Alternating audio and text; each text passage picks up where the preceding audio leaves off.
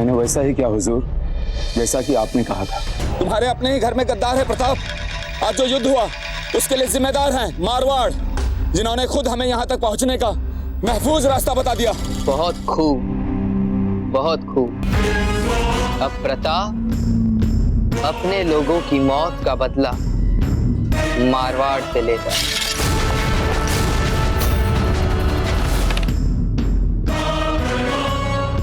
सच पूछिए तो खान बाबा, प्रताप को मारने के बाद भी हमें इतनी खुशी नहीं होगी जितनी खुशी हमें अब होने वाली है।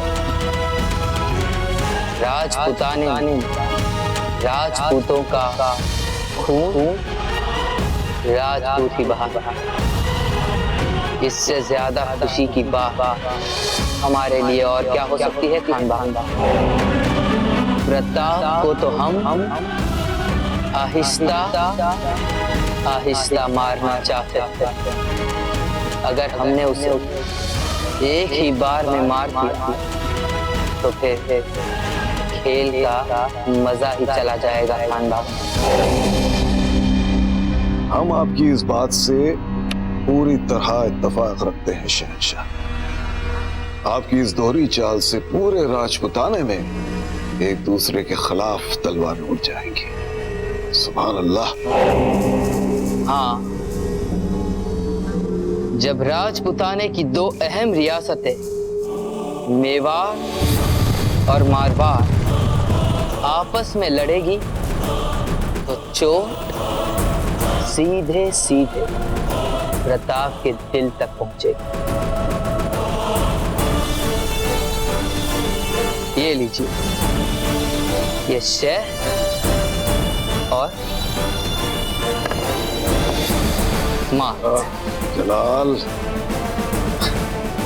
अब मारवाड़ की सेना के कपड़े पहने हमारे सिपाहियों की बेरहमी से कटी लाशों को बड़े एहतियात के साथ मारवाड़ के राजा मालदेव के पास भिजवा दिया जाए।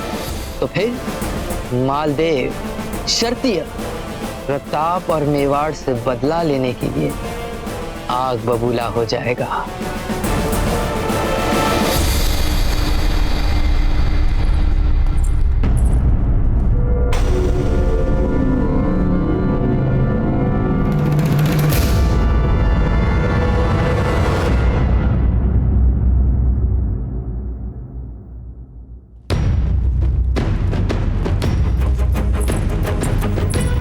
राजा जी, आज तक हमने कभी भी आपके राजनीतिक और प्रशासनिक कामों में हस्तक्षेप नहीं किया, लेकिन आज मेवाड़ के इस युद्ध को लेकर हमारे मन में जो विचार है हम अवश्य विनम्रता के साथ आपके सामने रखना चाहते हैं, अगर आपकी आज्ञा हो तो।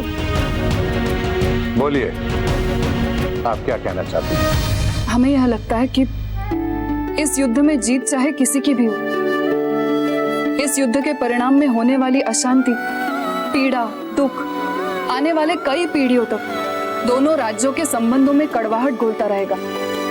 राजा जी, चलिए, जनता और राज परिवारों के संबंधों को अगर हम भूल भी जाएं, लेकिन आपकी लाडली पोती फूलकवर, उनके मन में मेवाड़ के राजकुमार के प्रति जो भावनाएं हैं उनका क्या?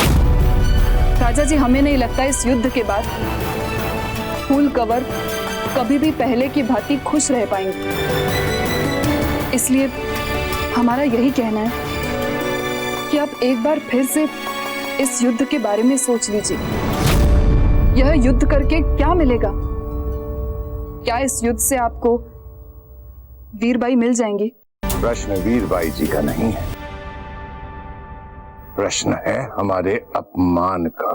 और यदि आप इसी समय हमारे सामने इसे अपमानित करके निकाल देते तो हम आपकी सभी बातों पर विश्वास करते हैं। आपने सोच भी कैसे लिया कि आपके कहने पर हम अपनी पत्नी को निस्सहाय छोड़ देंगे? उस छल का, उस विश्वासघात का जो राणा उदय सिंह ने हमारे साथ किया है।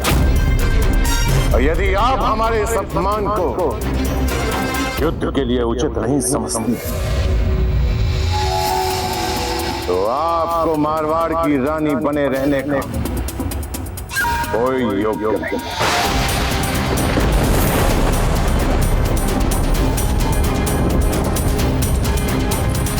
बड़े दादा, आप अपने सभी राज कर्मचारियों, दास और दासियों से कह दीजिए कि वे हमें कुछ भी करने के लिए विवश ना करें। बोलिए, आप क्या नहीं चाहती? हम अपने कक्ष में चुपचाप बैठे तो बाहर निकल के उद्यान में सैर करने को कहते, हमें सुबह होते श्रृंगार करने को कहते, शाम को मनोरंजन कक्ष में जाने को कहते। बड़े दादा, आप उनसे कह दीजिए कि हमें कुछ भी करने के लिए विवश ना करें वे सब। आप भोजन नहीं करना चाहती, श्रृंगार नहीं करना चाहती, उद्यान में सैर नहीं करना चाहती, मनोरंजन नहीं करना चाहती, तो फिर आप क्या चाहती हैं? हमें बस अपने कक्ष में अकेला रहना है। आप उन सभी से कह दीजिए कि कोई भी हमें तंग ना करे।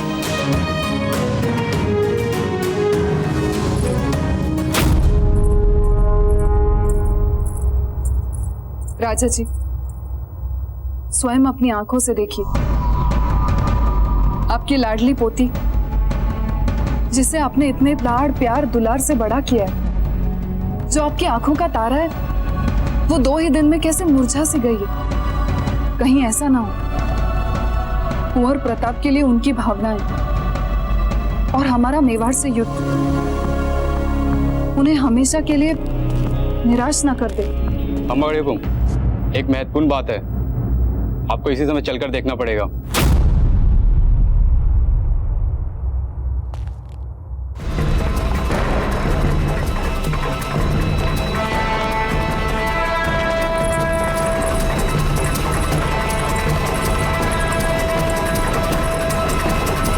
क्षमा कीजिए रानी। अब तो रानी माँ, जब हम मारवाड़ को युद्ध में हरा दें, तभी लगाइएगा तिलक, विजय तिलक। राजीराज, हमें सैन्य संचालन का निरीक्षण करना। आप चलिए, हम आते हैं।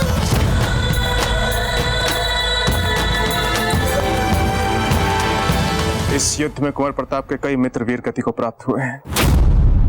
हमें मारवाड़ के विरुद्ध अपने बचाव पक्ष को सुदृढ़ कर उनके आक्रमण को मुंह तोड़ उत्तर देना है। राणा जी, बस चौंतवंशी, अब मारवाड़ के साथ किसी भी तरह का कोई समझौता या किसी भी तरह की कोई बातचीत के लिए कोई स्थान नहीं बचा।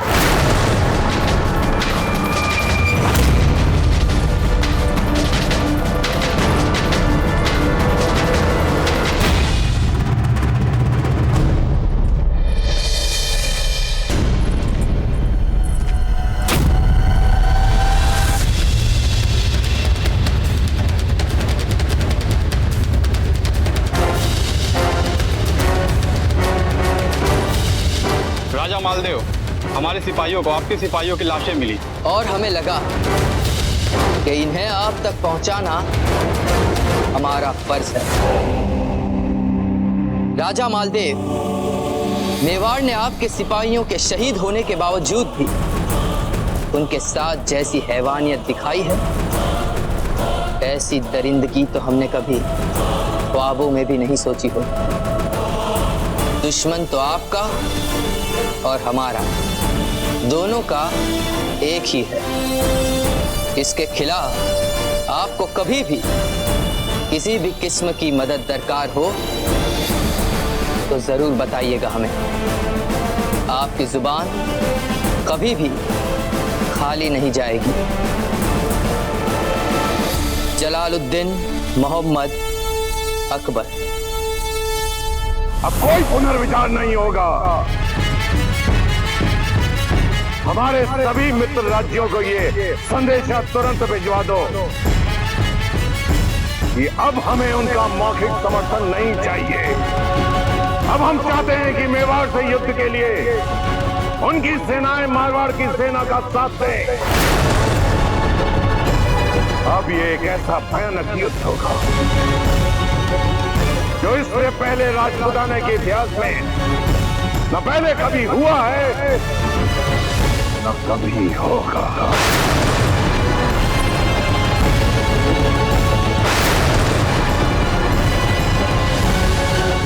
अब इस युद्ध को कोई नहीं रोक सकता।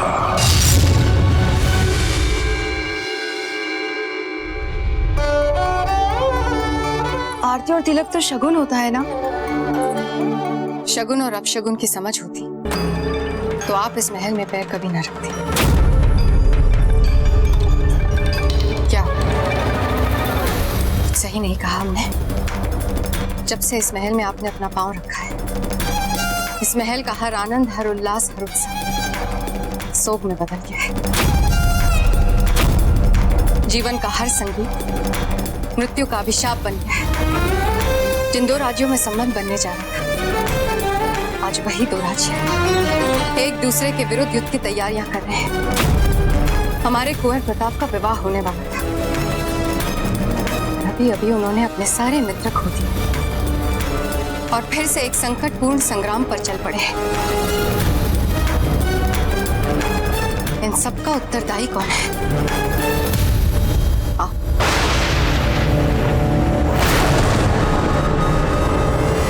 सच बताइए, राणा जी के खेमे में जाने से पहले क्या आपने नहीं सोचा था कि सुबह क्या होगा? जानबूझकर अपने राणा जी को फंसाया ना। हमें नहीं पता था कि ऐसा कुछ होगा। हमने ऐसा कुछ भी नहीं सोचा था।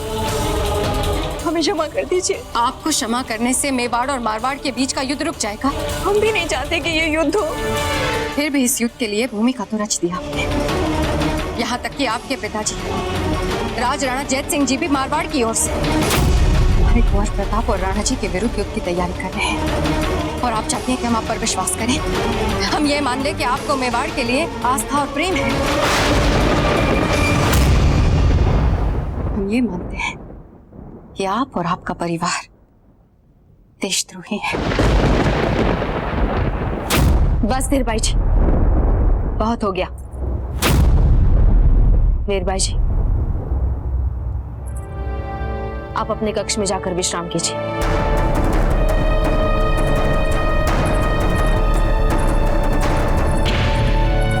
आपको महान बनने का बहुत चाव है ना जीजा, कि आप वीरबाई जैसा अपमान भी चुपचाप सह रही हैं।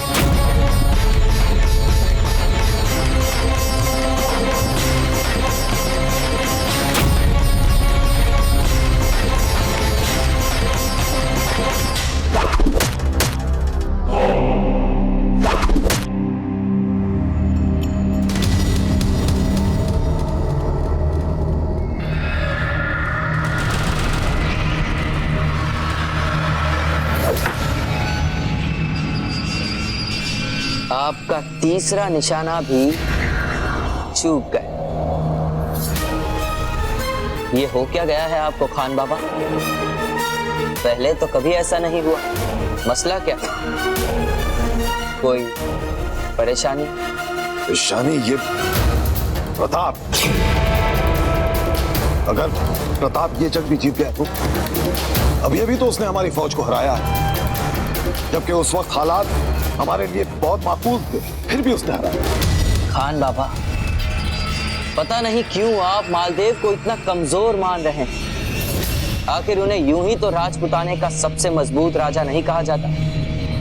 मालदेव बड़ा ही तेज दिमाग और जाबाज जंगजू है, और उसकी सबसे कमाल की बात तो यह है कि वो फिजूल के उसूलों में उलझा नहीं रहता। उसे जो भी हासिल करना है उसे वो करके रहता है। और हमें ऐसे ही शातिर लोग पसंद है खान बाबा, जो अपने मकसद को हासिल करने के लिए हमेशा सिया सफेद कुछ भी कर गुजरने को आमादा रहते हैं। जहां तक हम जानते हैं, जंग से पहले ही मालदेव मेवाड़ को पूरे राजपुताने में अकेला कर देगा। महाराज, बीकानेर, आमेर, डूंगरपुर की सेनाएं भी हमारा साथ दे रही हैं। ये तीनों राजा की सेनाएं गोवट पहुंच रही हैं, जहां से ये हमारी सेना के साथ सम्मिलित हो जाएंगी। उत्तम, अति उत्तम। इसका अर्थ यह हुआ कि हमारी सेना मेवाड़ की सेना से 5 गुनी बड़ी हो जाएगी। हमने माना कि मालदेव प्रताप के खिलाफ बहुत बड़ी फौज जुटा, लेकिन खुद प्रताप का क्या करेगा? कि प्रताप मैदान जंग में चीते की मानंद फुर्तीला, लोमड़ी की मानंद चालाक हो जाता है। अपने आप में एक मुकम्मल फौज है, वो मुकम्मल फौज। जितना हम मालदेव को जान पाए हैं, वो जरूर इस मुसीबत के मुतालिक सोचेगा और प्रताप के खिलाफ कोई ना कोई माकूल जवाब पैदा कर ही लेगा। मुझे पता है कि प्रताप के युद्ध कौशल और साहस को यदि कोई सशक्त चुनौती दे सकता है तो वो है प्रताप का गुरु आचार्य राघवेंद्र।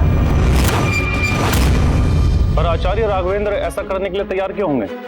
वो प्रताप के विरुद्ध जाने के बजाय हंसते हंसते अपने प्राण देना अधिक उपयुक्त समझेंगे। राजा मालदेव सिंह नाम है मेरा। किसके विरुद्ध किसको कब उतारा जाए, ये हमसे अच्छा पूरे राजपुताना में कोई नहीं जानता है। अगर मालदेव ने इस जंग में प्रताप का जवाब ढूंढ लिया तो ये जंग बेहद खौफनाक हो जाएगी। इतनी खौफनाक हो जाएगी कि राजपुताना की ये दोनों सबसे बड़ी रियासतें पूरी तरह बर्बाद हो जाएंगी। बर्बाद। यही तो हम चाहते हैं खान बाबा, नहीं?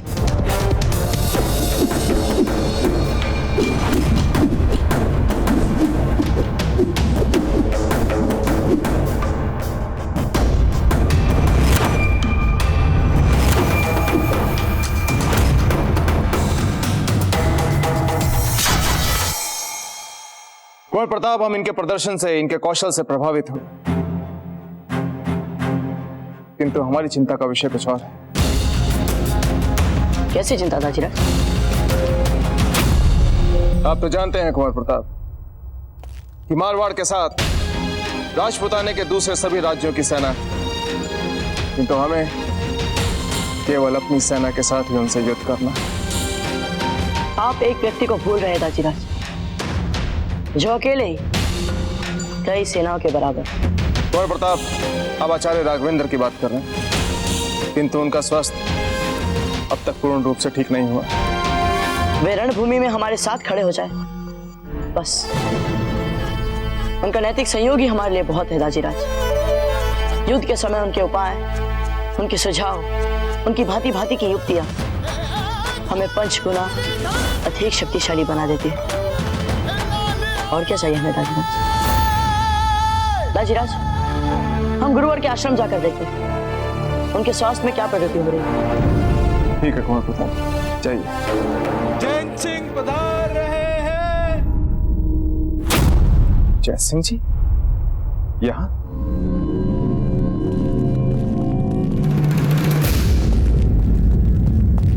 खंबा घड़ी। घड़ी खम्मा, पधारिए जय सिंह जी। मेवाड़ में आपका स्वागत है। हमें प्रसन्नता इस बात की है कि युद्ध में हमारे विरुद्ध होते हुए भी आपने यहाँ बेझिझक आने का साहस किया।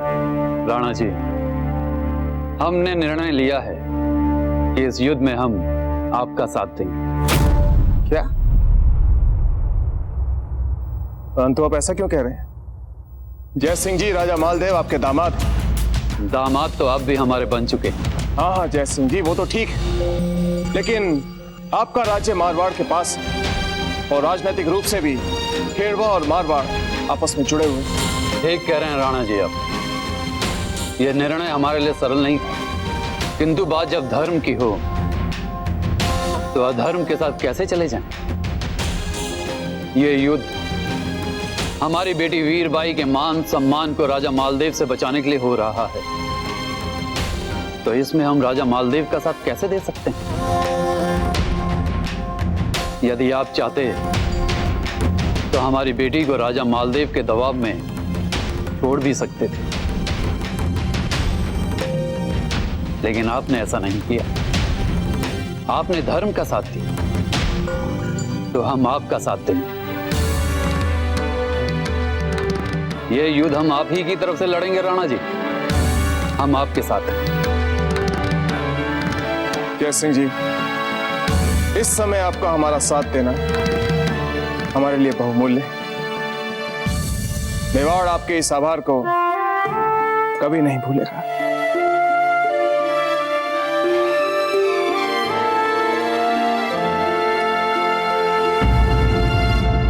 इससे पहले कि बाबर राणा संगा की ओर एक कदम भी उठाए, हमारे बड़े दादा ने अपनी तलवार निकाली और कूद पड़े उनके सामने। सूर्यास्त तक सबके साथ लड़ते रहे। जब तक शरीर में प्राण थे ना, तब तक किसी को एक कदम भी बढ़ाने नहीं दिया महाराणा की ओर।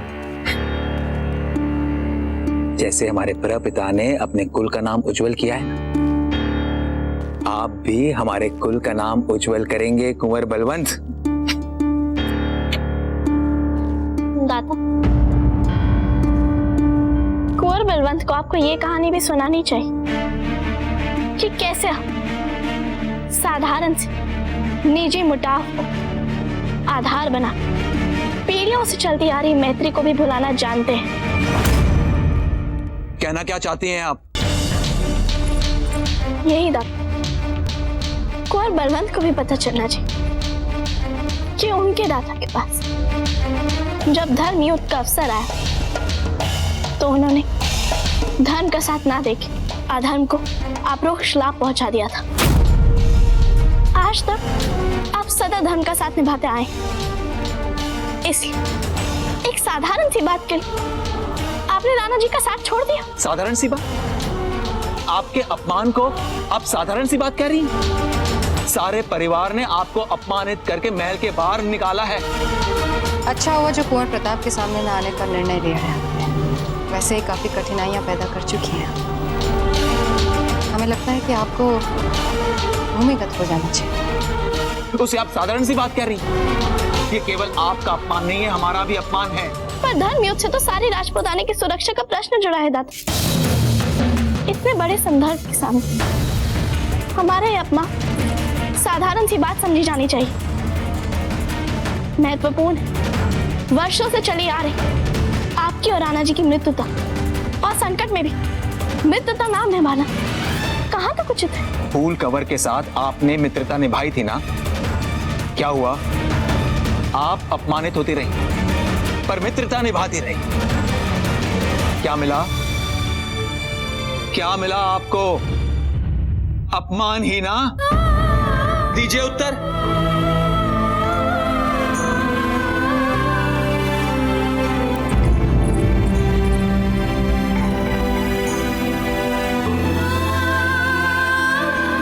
क्या आप राजा मालदेव जी के विरुद्ध लड़ेंगे? हाँ। विश्वास ही नहीं हो रहा है हमें दादा। हमने तो उनके विरुद्ध आज तक आपके मुंह से एक शब्द तक नहीं सुना। फिर कैसे शस्त्र उठाएंगे आप अपने दामाद पे? आज तक हम चुप रहे, पर हम ये जानते थे कि अपनी बेटी का विवाह उनके साथ करके अनजाने में हमने अपनी बेटी को दासी बना दी। जैसे हमने खेरवा की भलाई के लिए राजा जी से विवाह किया था, ठीक उसी तरह आपको भी खेरवा और हमारी रक्षा के लिए उनकी बात माननी होगी। पर राजा मालदेव ने जिस प्रकार आपके साथ विवाह का प्रस्ताव रखा, उनके उस अपमानजनक दुस्साहस का उत्तर देने का अवसर मिला है। राणा उदय सिंह जी ने हमें यह अवसर दिया है कि हम अपनी दोनों ही बेटियों को ये बता सकें कि हम भी राजपूत हैं, हम भी अपनी आन मान और शान के लिए लड़ना जानते हैं। और देखिएगा, इससे आपकी जीजा सौभाग्यवती का मान उनके ससुराल में कम नहीं होगा, बल्कि बढ़ेगा। हम जानते हैं आप ये सब हमारा मन रखने के लिए कह रहे हैं, पर आप ये भी जानते हैं कि इस युद्ध में जीजा का सुहाग उजड़ भी सकता है। इस युद्ध में दोनों और सुहाग तो मेरी ही बेटियों का दांव पे लगा, और जहां तक धर्म की बात, मेवाड़ का साथ देना ही पड़ेगा। और हम निर्णय कर चुके हैं, अच्छा होगा आप भी धर्म का साथ देना सीख लें।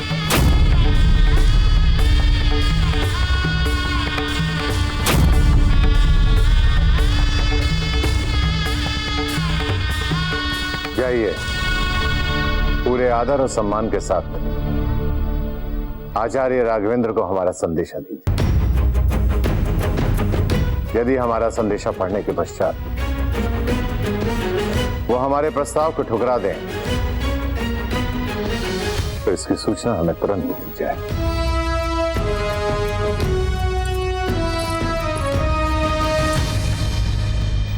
यदि आप लोगों को कोई असुविधा ना हो तो हम राजा जी से एक आवश्यक बात करना चाहते हैं।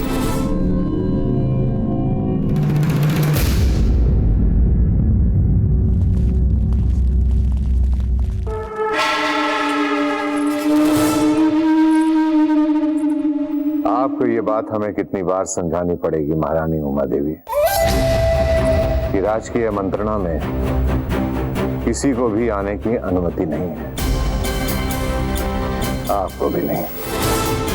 यही हमारे दरबार का नियम है और यही हमारे दरबार की मर्यादा है। आप बहुत अच्छी तरह से जानते हैं कि आज तक आपकी पत्नी और मारवाड़ की महारानी होने के नाते हमने कभी अपनी मर्यादा का उल्लंघन नहीं किया। कहिए, आप क्या कहना चाहते हैं? यदि हमने परिस्थितियों का सही अनुमान लगाया है तो इस युद्ध में आचार्य राघवेंद्र ही एक ऐसा मोहरा है जो प्रताप को हरा सकते हैं, और वो भी अकेले।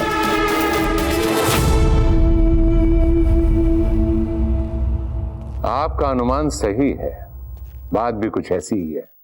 तो फिर हमें आचार्य राघवेंद्र को अपनी ओर करने का हर संभव प्रयास करना चाहिए। आपके कहने का तात्पर्य ये है कि हमें आचार्य राघवेंद्र को संदेशा ना भिजवा कर हमें स्वयं उन्हें जाकर आमंत्रित करना चाहिए। जी राजा। किंतु एक बात हम आपसे पूछ सकते हैं कि आपकी दिलचस्पी प्रताप को मिटाने में क्यों है? क्योंकि उन्होंने हमारे फूल का मन दुखाया, उनकी भावनाओं का अपमान किया है। बात तो आप दोनों सही कह रही हैं उमा देवी जी, किंतु आप इतनी संवेदनशील हैं नहीं जितनी आप दिखाई दे रही हैं। बात कुछ और है, बताइए वो बात क्या है? राजा जी, अब जबकि फूल का विवाह प्रताप के साथ हो ही नहीं सकता, तो हम चाहते हैं कि हम अपनी छोटी बहन का सपना पूरा करें, जो हमारे लिए सबसे महत्वपूर्ण है। कैसा सपना? अपने बेटे जगमाल को मेवाड़ के राज सिंहासन पर बैठाने का सपना।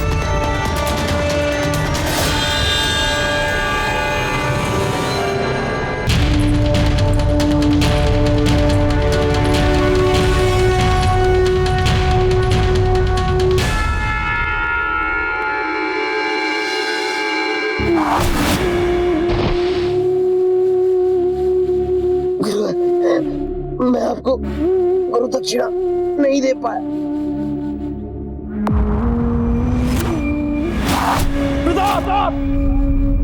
आचार्य जी, आप लेट जाइए। बधाई हो, अब आचार्य जी संकट से बाहर है। हमने जो रक्षा द्वार बनाया था, उस द्वार का क्या हुआ? क्या हम मुगलों से पराजित हो गए? गुरुवर, मुगल सेना पराजित होकर मैदान छोड़कर भाग गई है। आपने जो चित्तौड़ की सुरक्षा के लिए कवच बनाया था, उस पर आप और बाजीराव प्रताप हर आक्रमण के उपरांत भी डटे रहे थे।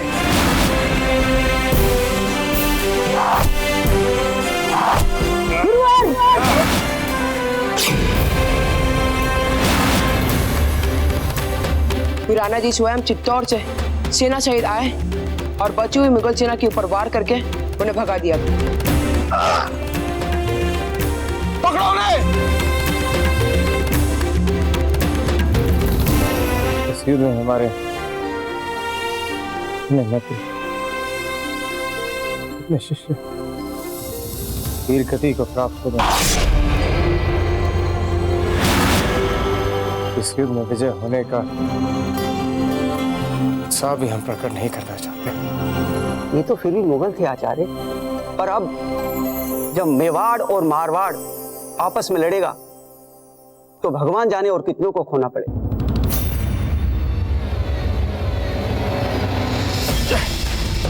रुकिए गुरुवर, आप कहाँ जा रहे हैं? राजवेद जी ने आपको विश्राम करने का निर्देश दिया है।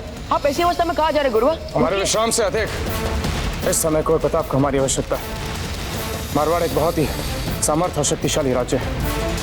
राजा मालदेव ने अवश्य ही इस युद्ध के लिए विशाल सेना एकत्रित कर ली होगी।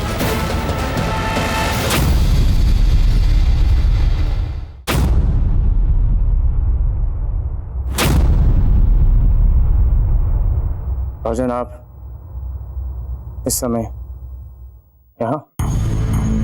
प्रणाम आचार्य राघवेंद्र। समय और परिस्थिति की परख हमें भी अच्छी तरह से। हमारे रहते हुए आपको किसी भी चीज की चिंता करने की आवश्यकता नहीं। बस धर्म संकट था, मन में कुछ आशंकाएं थी, वही आशंकाएं आपसे दूर करने के लिए चला आया हूं। आपका अधिक समय नहीं लो। बताइए। महाभारत में गुरु द्रोण थे, उनका आचरण धर्म सम्मत था या धर्म विरुद्ध? धर्म सम्मत। महाभारत के इस महायुद्ध में गुरु द्रोण ने किसका साथ दिया? दुर्योधन का। दुर्योधन का क्यों?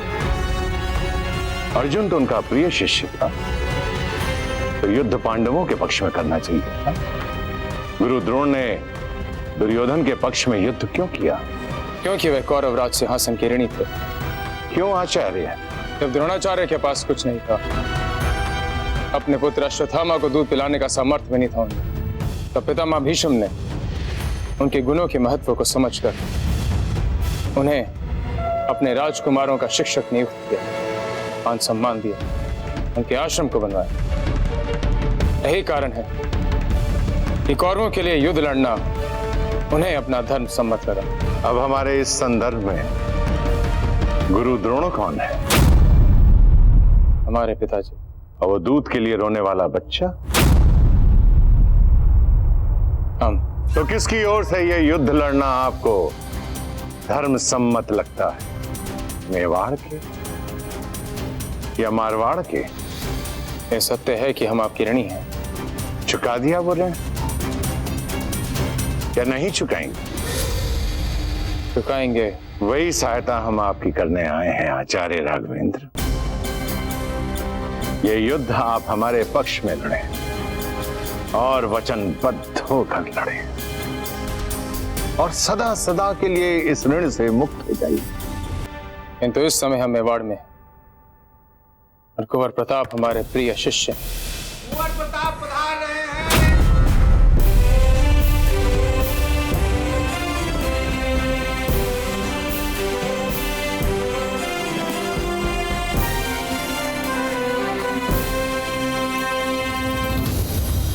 वीरबाई जी राणा उदय सिंह की पत्नी हैं। गौरव है मेवाड़ का। वो तो आप मेवाड़ के अतिथि हैं, इसलिए हमने आपकी इतनी बात सुन ली। अन्यथा राजन, ये हमारा आश्रम है, आपकी रणभूमि नहीं। यहाँ पे शस्त्र निकाले जाते हैं केवल युद्ध प्रशिक्षण के लिए, युद्ध लड़ने के लिए नहीं। हम आपसे और आपके सैनिकों से आग्रह करते हैं, हमारे आश्रम की मर्यादा का पालन किया जाए। लीजिए आचार्य राघवेंद्र, हमने अपनी मर्यादा का पालन कर दिया। आशा करता हूं कि आप भी अपनी मर्यादा का पालन अवश्य करेंगे। आपके पिता और दादा ने हमें वचन दिया था कि जब भी हमें आवश्यकता पड़ेगी, आपका पूरा परिवार अपने प्राणों की आहुति देकर हमारी रक्षा करेगा और हमारा साथ देगा।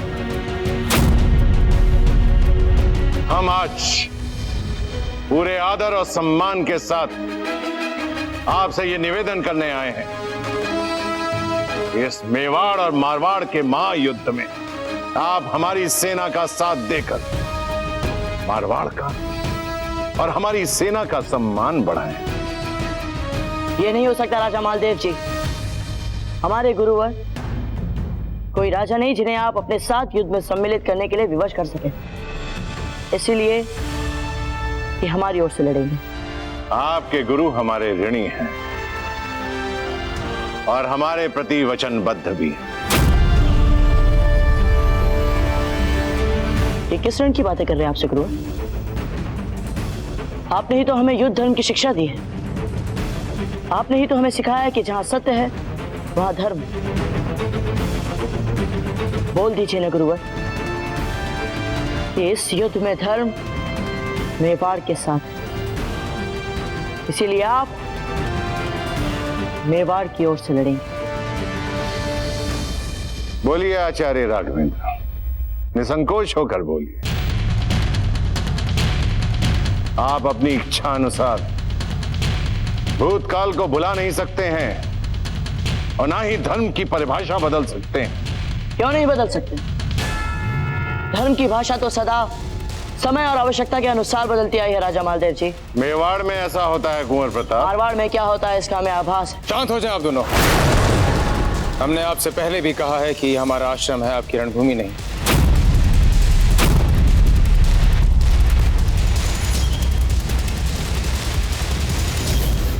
हमें सोचने के लिए कुछ समय चाहिए।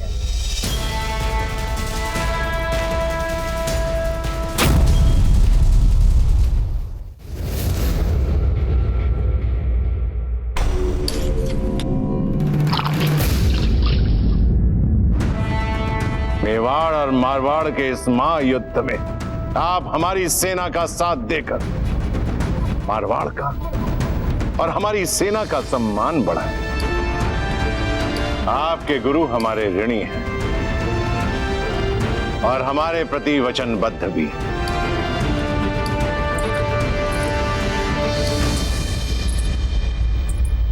रानी मां, आपके यो रात भर जागने से युद्ध का परिणाम तय नहीं होने वाला है, ये बात जानती है ना? फिर क्यों इतनी रात की चिंता करें? जाइए विश्राम कर लीजिए। जब इतने विशाल और भयानक युद्ध का कारण सब हमें ही बना दे, तो फिर कैसे कर सकते हैं विश्राम? क्षमा करिए छोटी माँ, क्षमा कीजिए, वो हमने आपको आते देखा नहीं था। बोलिए क्या आज्ञा है? आप भी जानते हैं कुंवर प्रताप, इतने भयानक युद्ध से पूर्व इतनी रात गए। इन व्यर्थ औपचारिकताओं का ना तो कोई अर्थ है और ना ही कोई औचित्य, और ना ही हम यहाँ पर किसी को आज्ञा देने के योग्य हैं। हम तो बस आपसे एक प्रार्थना करने आए कुंवर प्रताप। कैसी प्रार्थना छोटी माँ? छोटी माँ कहा है ना आपने, तो क्या एक माँ अपने पुत्र से कुछ मांग सकती है? बोलिए छोटी माँ। हम आपसे प्रार्थना कर रहे हैं, ये युद्ध रुकवा दीजिए कुंवर प्रताप। हमें पता चला है शहंशाह कि इस जंग में मेवाड़ और मारवाड़ की बहुत सी रिश्तेदारियां हैं। यहां तक कि दोनों के शाही खानदानों के बीच के आपस के बहुत सारे रिश्ते फंसे हुए हैं। आप कहना क्या चाहते हैं खान बाबा? आखिर मसला क्या है? मसला ये है शहंशाह कि अगर किसी ने प्रताप को रिश्तों की दुहाई देकर इस जंग को खत्म करने की इल्तिजा कर दी, या फिर कम से कम इस जंग से दूर रहने की गुजारिश कर दी, और प्रताप ने अगर जंग से ऐन वक्त पे अपने कदम वापस खींच लिए, तो फिर राजपुताने में हमारी फूट डालो और फतेह हासिल करो वाली तजवीज का क्या होगा? आप देख रहे हैं ना कुंवर प्रताप कि क्या हो रहा है इस युद्ध में।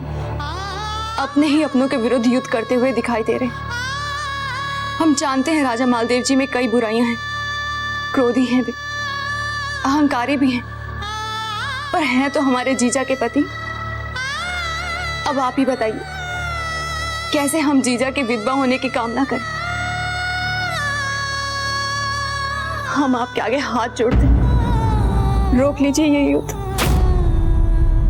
जितना हम प्रताप को जानते हैं खान बाबा, प्रताप अब जंग से पीछे नहीं हटेगा, क्योंकि हाल ही में हुई जंग में उसने अपने कई दोस्तों को गंवाया है।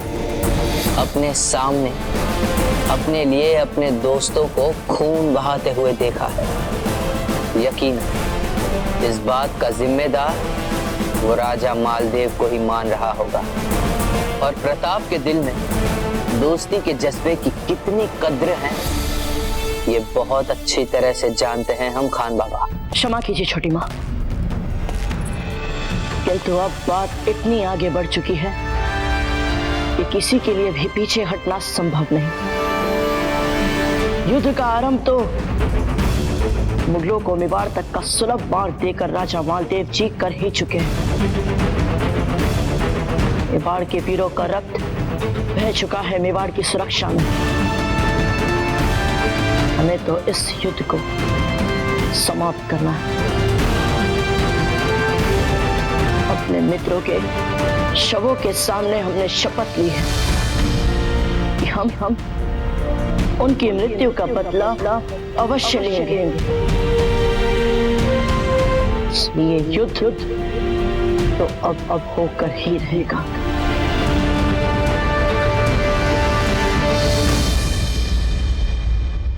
मेवाड़ के वीर महाराणा प्रताप के जीवन को करीब से जानने के लिए चैनल को सब्सक्राइब करें और बेल आइकॉन दबाना न भूलें।